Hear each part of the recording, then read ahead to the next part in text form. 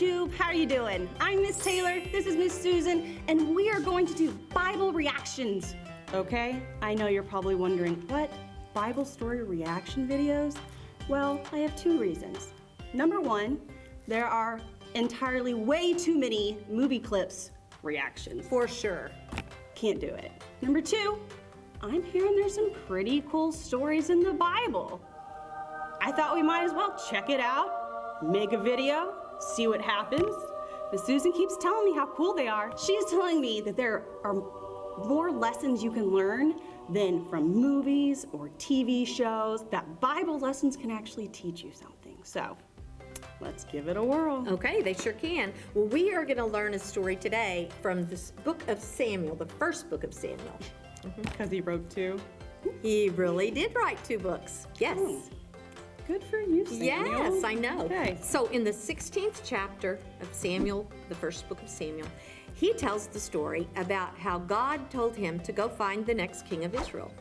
Why? Well, they needed a new king, and God knew that Samuel would listen to him and go find the right one that God wanted.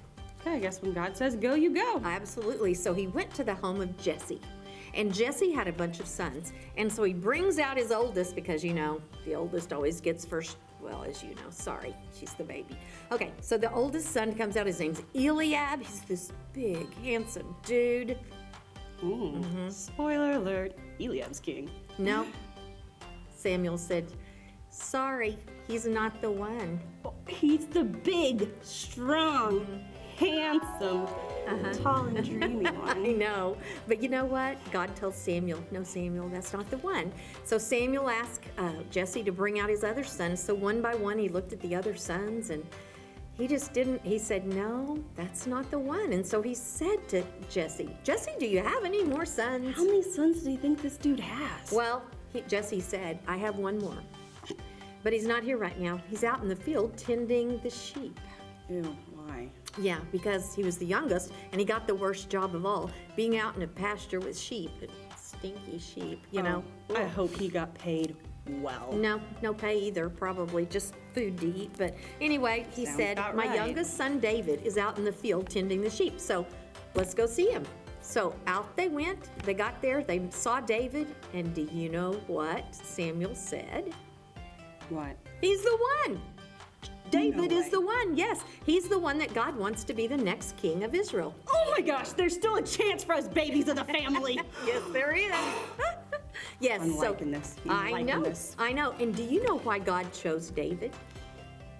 No. Out of all those handsome older brothers, David was the one he chose because God wasn't looking at the outside or how big he was or how old he was. God was looking at David's heart. He was looking at all of their hearts, and David's was the one that he chose because David had a pure and wonderful heart. Well, not for any more spoiler alerts, but do you think God looks at my heart too? He sure does, Taylor. He looks at all of our hearts. God made us. He knows us inside and out. And that's what he looks at. He doesn't look at how tall or short or beautiful or whatever we are or any of that. God looks at our heart. Wow, I guess we really can learn some pretty cool things about the Bible through this. Well, today's lesson, God looks at our hearts. We hope you join us next week for another Bible reaction video.